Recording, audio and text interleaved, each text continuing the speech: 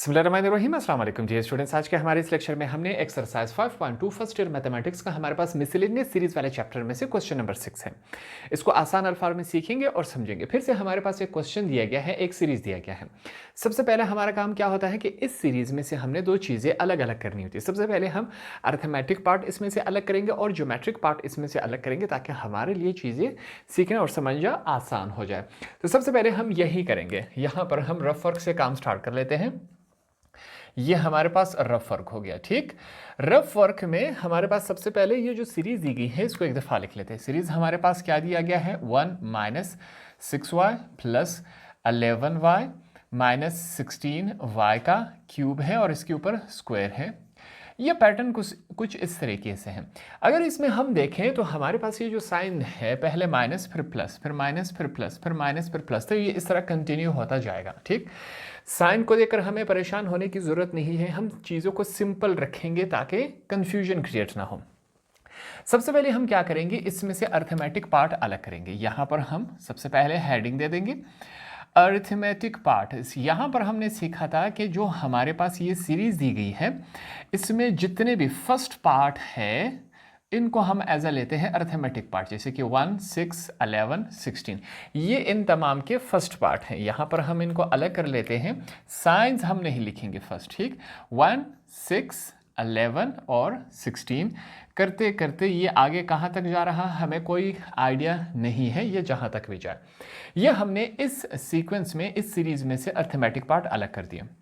Arithmetic part अलग करने के बाद यहाँ पर हम कुछ चीज़ें लिखेंगे। हियर यहाँ पर सबसे पहले जो वैल्यू है a इज इक्वल टू, पहली वैल्यू को हम a का नाम देते हैं, ये बात हमें याद है। उसके बाद हम d मीन्स डिफरेंस, दो वैल्यू के बीच में डिफरेंस कितना आ रहा है, इसको लेने का तरीका बड़ी वैल्यू पहले छोटी वैल्यू बाद में, ये हमारे पास 5 आता है। तमाम का चेक कर लेते हैं। डिफरेंस याद रखें हमेशा सेम ही आना चाहिए। अगर हम तमाम का चेक करें तो तमाम का ही हमारे पास सेम ही आ रहा है।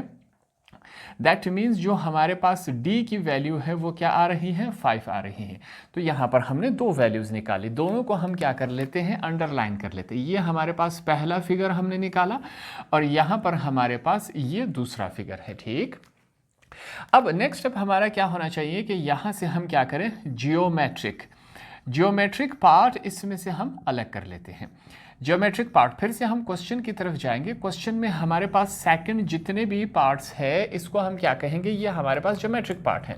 जैसे कि यहाँ पर y का स्क्वायर, y का क्यूब, यहाँ पर 1 को भी शामिल करेंगे। ठीक हो गया, क्योंकि यहाँ पर y 1 हो जाएगा, 2 हो जाएगा, 3 पावर इस तरह चलती जा रही है, तो y से पहले भी होना चाहिए 0, वो यहाँ पर हमारे पास नहीं है तो हम 1 को लेंगे। ठीक हो गया, 1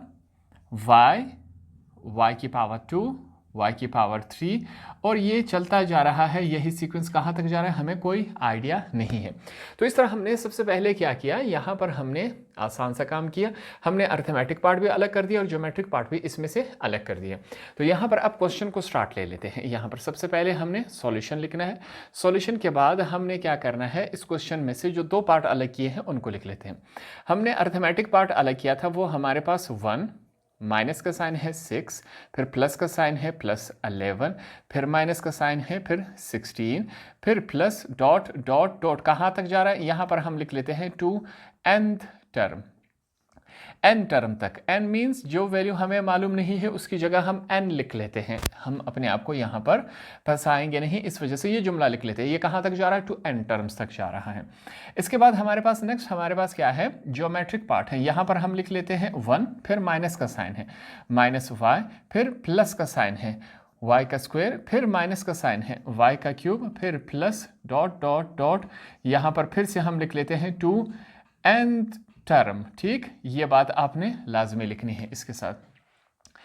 nth यहाँ पर मैंने लिख लिया, स्पेस कम है, टर्म में यहाँ पर ऊपर लिख लेता हूँ, टू n टर्म तक हमने इसको लिख लिया है। ठीक है, तो सिंपल सबसे पहले काम हमने किया, ये जो सीरीज दी गई थी इसमें से अर्थमेटिक पार्ट अलग कर दिया, ज्योमेट्रिक पार्ट इसमें से अलग कर दिया। यहाँ पर हमने कुछ वैल्यूज निकाली थी, वो वैल्यूज यहाँ पर लिख लेंगे। सबसे पहले हम लिखेंगे हियर, हमारे पास a की वैल्यू क्या है, 1 है, d की वैल्यू हमने क्या निकाली, 5 है। अब यहाँ पर r मीन्स कॉमन रेशो हम निकाल लेते हैं। कॉमन रेशो हम ज्योमेट्रिक पार्ट में से निकालते हैं, हम पहले से करते आ रहे हैं। क्या प्रोसेस है, इस वैल्यू को हमारे पास दूसरी वैल्यू पे डिवाइड करवा लिया, दूसरी वैल्यू को पहली वाली पे डिवाइड करवा लिया जाता है, ये माइनस वाई आ जाएगा।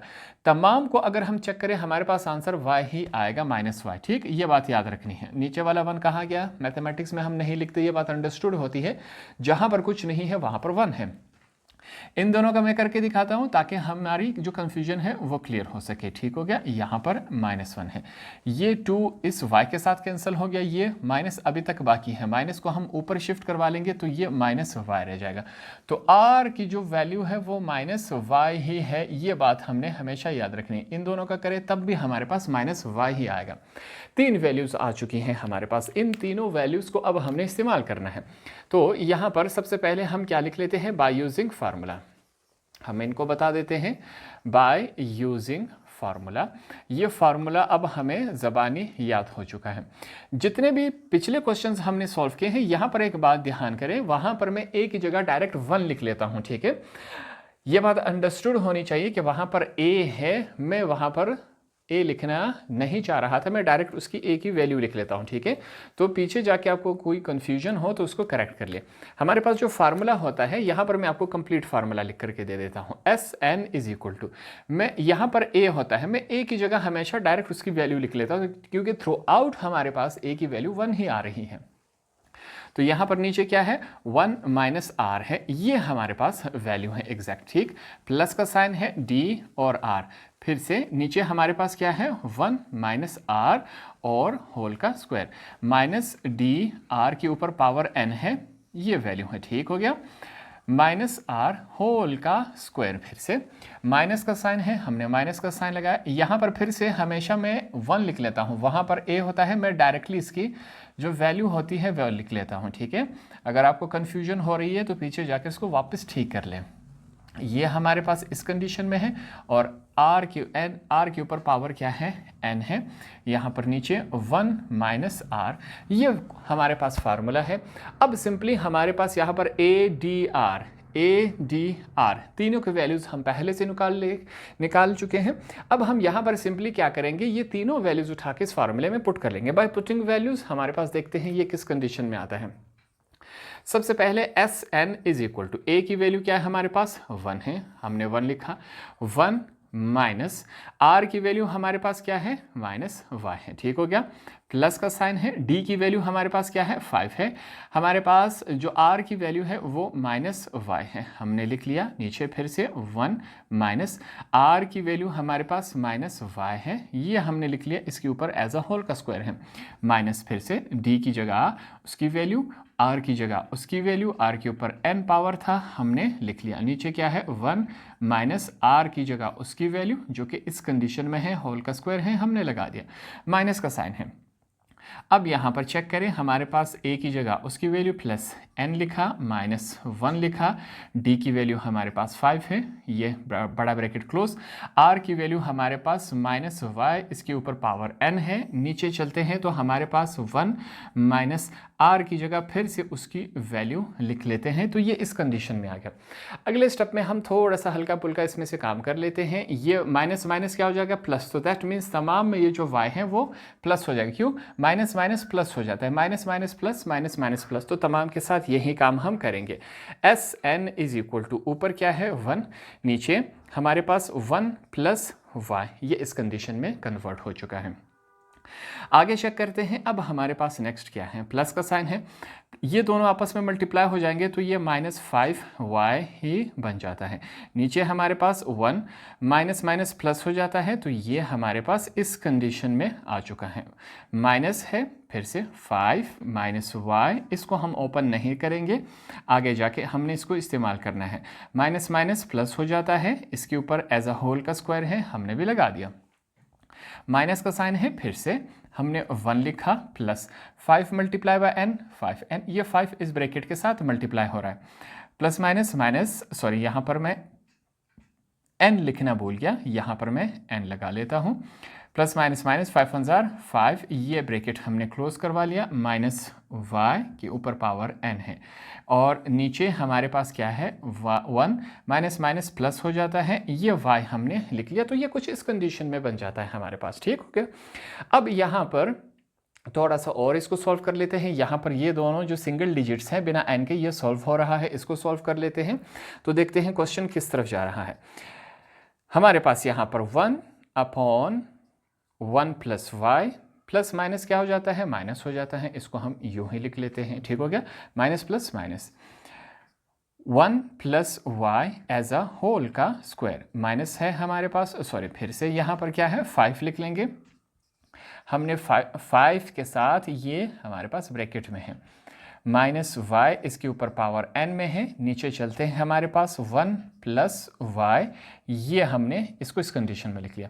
इस वाले साइड को सॉल्व कर लेते हैं। सबसे पहले हम 5n लिख लेते हैं। -5 में से अगर 1 कैंसिल हो जाए तो हमारे पास क्या रह जाएगा, -4 रह जाएगा।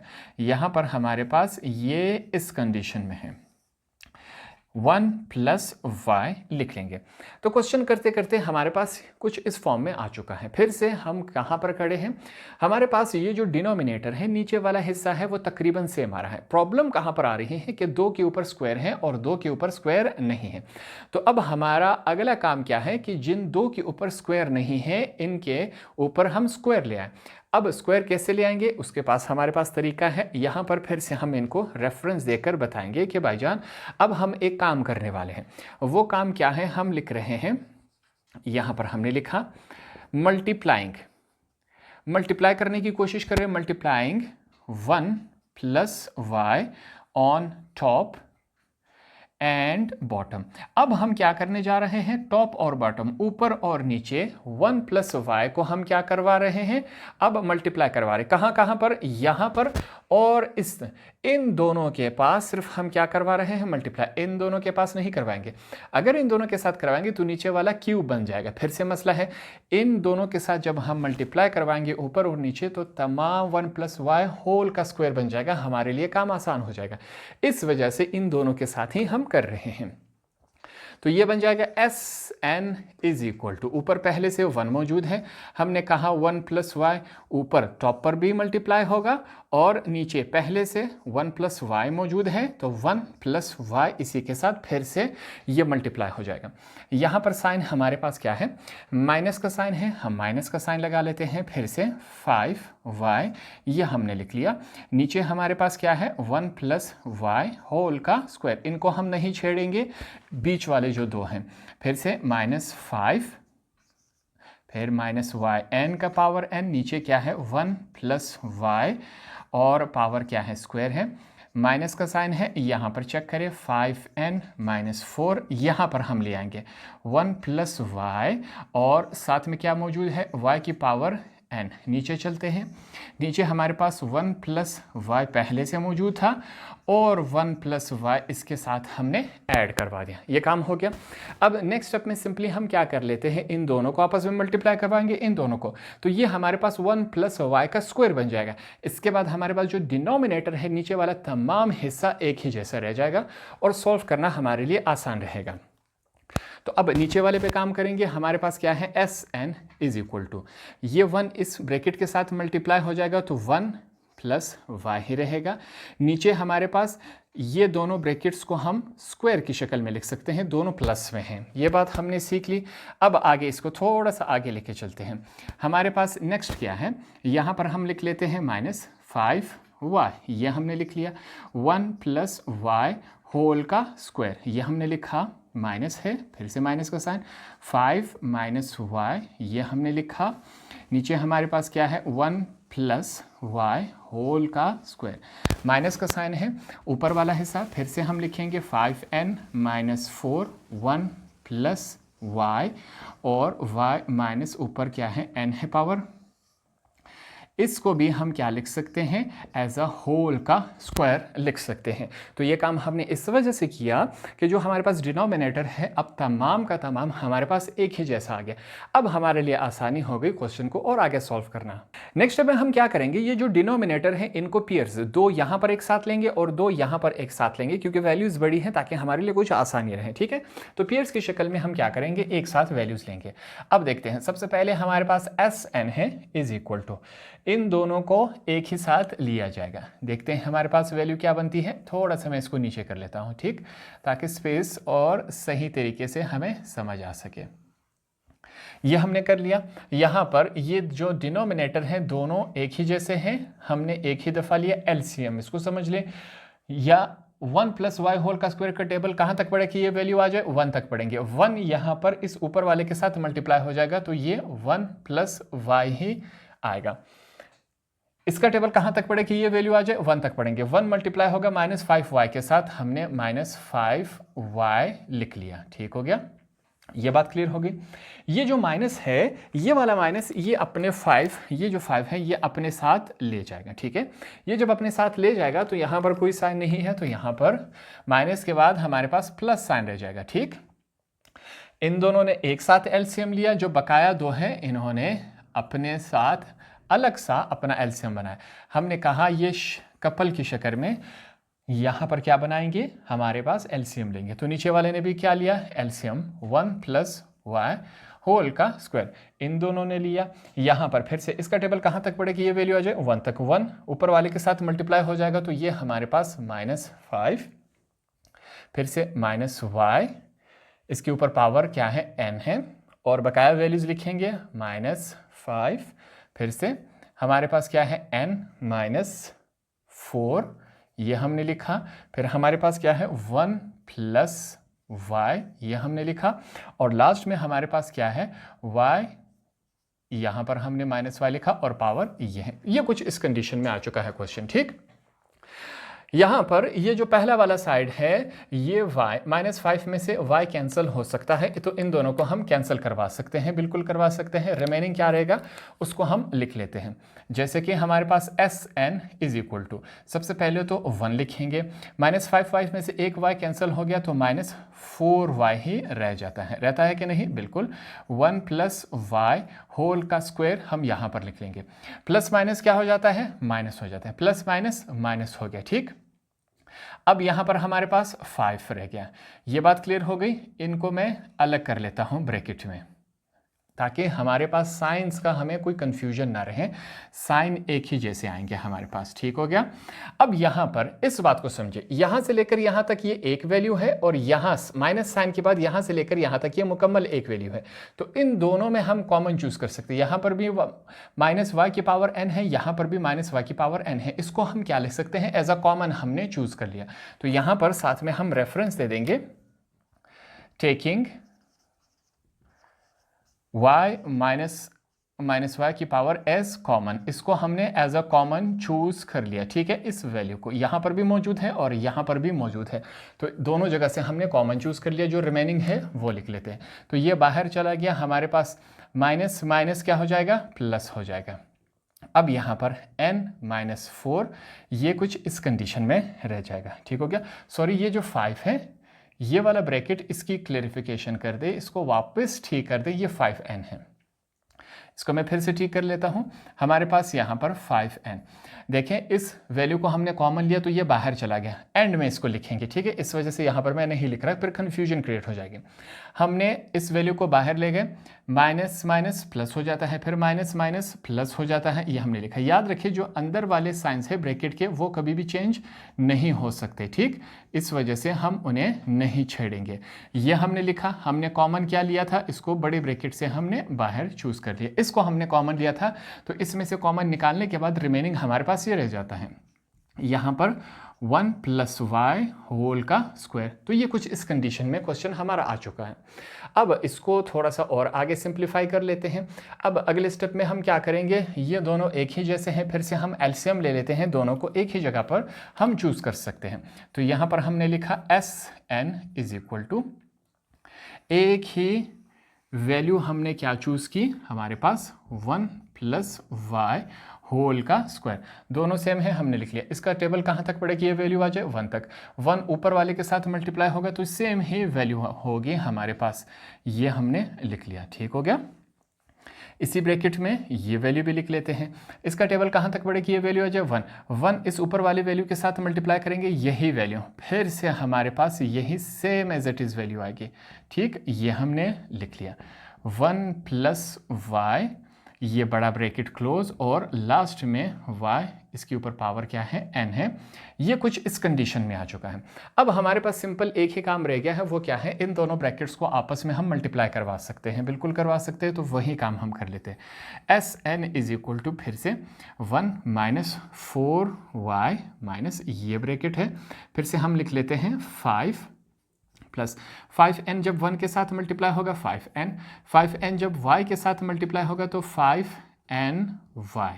अब -4 जब 1 के साथ मल्टीप्लाई होगा माइनस प्लस माइनस ये 4y हो जाएगा। तो कुछ ये इस कंडीशन में आ चुका है, यहाँ पर हमारे पास इस कंडीशन में आ चुका है। ये जो डिनोमिनेटर है वो हमारे पास क्या था, 1 प्लस वाई, इसको हम इस कंडीशन में लिख चुके हैं। ठीक, यहाँ पर सिंपली एक ही काम हो सकता है, वो कर लेते हैं। ये 5 इस 4 के साथ कैंसिल हो सकता है कि नहीं, दोनों सिंपल वैल्यूज़ हैं। तो अगले स्टेप में यही काम करवा लेते हैं। S N is equal to 1 minus 4y minus 5 में से अगर 4 कैंसिल हो जाए तो हमारे पास 1 वैल्यू रह जाएगी प्लस 5n, ये हमने लिख लिया। जो बकाया वैल्यू है 5ny माइनस 4y, ये वैल्यू हमारे पास रह गई। अगले स्टेप में एक मज़ेदार काम रह गया। अब यहाँ पर एक कॉमन हमारे पास आ रहा है, हम क्या कर लेते हैं, सिंपली वही कॉमन चूज़ कर लेते हैं। यहाँ पर कॉमन क्या आ रहा है, यहाँ पर हम लिख लेते हैं इन दोनों में, ये लाइन्स आपके समझाने के लिए, ठीक है, इन दोनों में हम कॉमन चूज़ कर सकते हैं। यहाँ पर हम रेफरेंस दे देंगे टेकिंग y एज कॉमन। यहाँ पर हम क्या कर रहे हैं, y को एज अ कॉमन चूज़ कर सकते हैं। इन दोनों के अंदर y मौजूद है कि नहीं, तो मौजूद है, y को हम कॉमन चूज़ कर लेते हैं। S N is equal to यहाँ पर 1, फिर से आगे लेके चलते हैं 4y माइनस ये बड़ा वाला ब्रैकेट 1 प्लस 5n, यहाँ पर हमने प्लस लिखा। फिर से अगर हम इन दोनों में से कॉमन चूज़ कर ले तो हमारे पास 5n, ये हमने लिख लिया। 5n के बाद अब क्या हो सकता है, y बाहर हमने कॉमन लिया है, यहाँ पर 4 रह गया, y को हम यहाँ पर लिख लेते हैं। ये कुछ इस कंडीशन में बन चुका है। इससे आगे ये क्वेश्चन क्या हो रहा है, सॉल्व नहीं हो रहा।